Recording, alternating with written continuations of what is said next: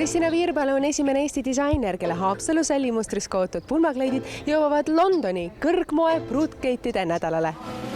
Francesco Sibio restoranis esitles Kristina oma esimesi Londoni moenädala jaoks valminud pulmakleite. Sellel õhtul ja sellel päeval ongi see puhtalt ainult minu siis Cave Couture'i esitlus ja kollektsiooni nimi Fragile. See viitab nende kleitide õrnsusele. Kristina Viirpalu on üks nendest Eesti disaineritest, kes võitis Londoni moenädala raames toimunud riikidevahelise disaini väljapaneku konkursi 1,5 aastat tagasi.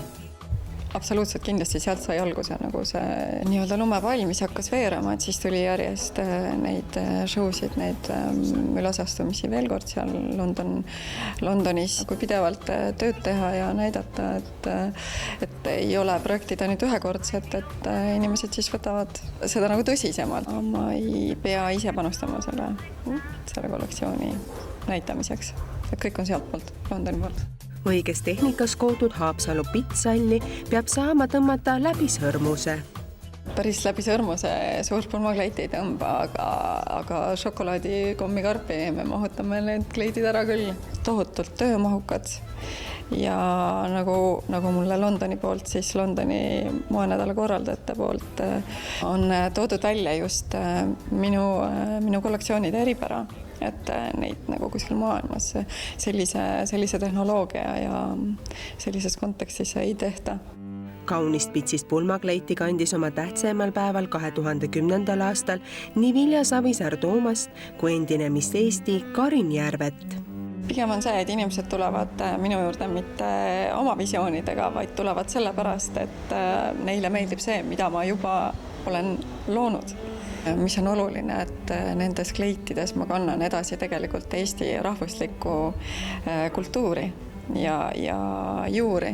Ma kindlasti ei tahaks sõltuda või olla kuidagi rõhutud maailma kleiditrendidest. Disainer soovitab pulmakleidi valikul lähtuda eelkõige enda sisetundest, aga alati anda moekunstnikule piisavalt loomingulist vabadust. Kleit peab olema inimese seljas mugav. Ja ta peab vastama inimese siis iseloomule. Ei saa öelda, et pulmakleit peab olema pikk. Üks populaarsemaid tegelikult kleite on just nimelt see lühike versioon.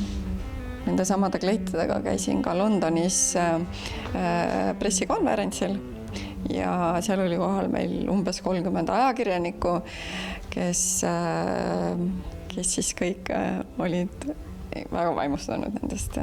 Disaineri kinnitusel tuleb Londoni kõrgmoenädalal toimuva moeetenduse jaoks valmistada kokku 30 pulmakleiti.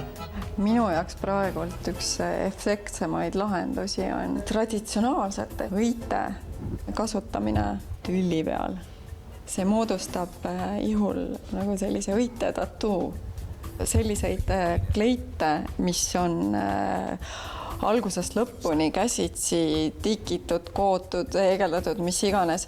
No see on maailma mõistes väga-väga harukordne nähtus. Näiteks seda kleiti võib isegi pesta pesumasinaga. Moeõhtul astus erikülalisena üles modellina Tanja Mihhailova. Seesama helesinine kleit pälvis suurt tähelepanu Eurovisiooni punasel vaibal. Kusjuures see kleit sai isegi 10 kõige ilusama kleidi hulka ja see, kuidas Tanja selle kleidi välja kandis oma isikupäraga, see oli võrratu kooslus minu arust.